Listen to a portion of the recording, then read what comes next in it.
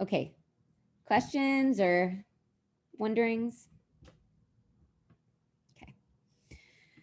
Okay, so I want to give a couple more examples about how you might build this out, right? Okay, so you've got the outline. Now, how are you going to build this out?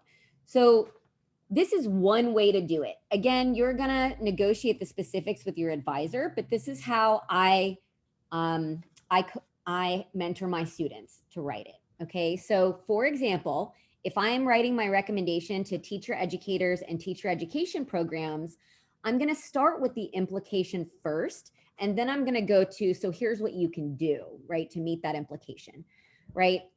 So I would talk about the fact that in teacher preparation, often students are getting, or students of teaching are getting these idealized notions of practice.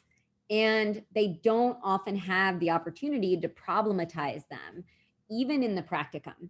And that can lead to major disequilibrium and reality shock in the first year when they have to negotiate with all of these different levels of complexity. And more than likely, they're not going to meet that, or achieve that vision they have in their head, which then is going to cause them a lot of angst because they're going to feel like failures. And so even in the urban teacher residency setting that I was studying, where they have an entire year that they are working in the school, like they had 1 day of teacher ed curriculum where we would come to the site and work with them. But they were in the classroom, for an entire year, much longer than most folks who go through traditional student teaching routes. Even they were saying that the settings were different enough that they did experience some disequilibrium, because their mentor teachers, were really fabulous teachers. They were like really super well vetted for this program. And so, they were effortlessly handling some of the complexity that then wasn't made visible to the teachers until the new teachers, until they went in the next year and had to deal with it themselves, right? And so they said that they would have liked to learn much more about, like, for example, one of the big things we talked about was inquiry-based learning. So they're like, we learned a lot about what inquiry-based learning was, but we didn't really talk that much about, so what are the nuts and bolts of how you enact it in the day-to-day?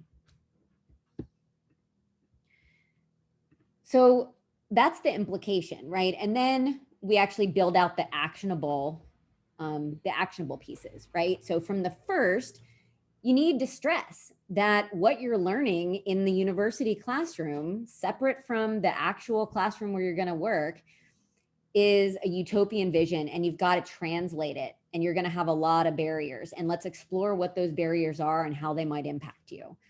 And then, again, going back to that idea that in my outline, we have to ensure that a central, if not the central understanding about teaching is that it's a collaboratively constructed act, right? And so, and then, build out more detail on how do you do that. And then number 3 would be the clinical piece, right? Teacher candidates need opportunities to practice early and often with guided analyses of the ways they translate their learning into practice, which student responses and other factors affect what they're able to do and why, right? And so I'm being very specific in here. This is what you go and do. And again, then when you're fleshing this out, you want to make sure that you're adding details where they're like, okay, here's some marching orders for you. Okay, so the way that I would make the recommendation about making the negotiation piece a central part of learning is, you can use approximations of practice, right? And that comes from somebody named Pam Grossman and her team. They have a famous article from 2009 about it, right? And so that's watching videos, doing observations, having simulated lessons, or reading in-depth case studies. And all of those can be unpacked and analyzed for different levels of complexity, the different factors that are affecting teaching practice, ways that teachers are working within them in problem solving, and so on and so on and so on, right? And then when you're doing lesson planning, they need to be imagining what are some of the different scenarios, right? Nothing in lesson plans typically think about student agency and how students are going to respond, ways they might respond.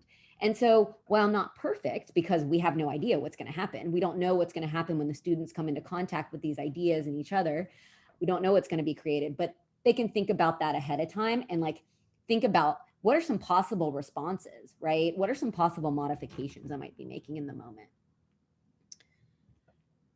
Okay, so what I've created for you is a recommendations planner.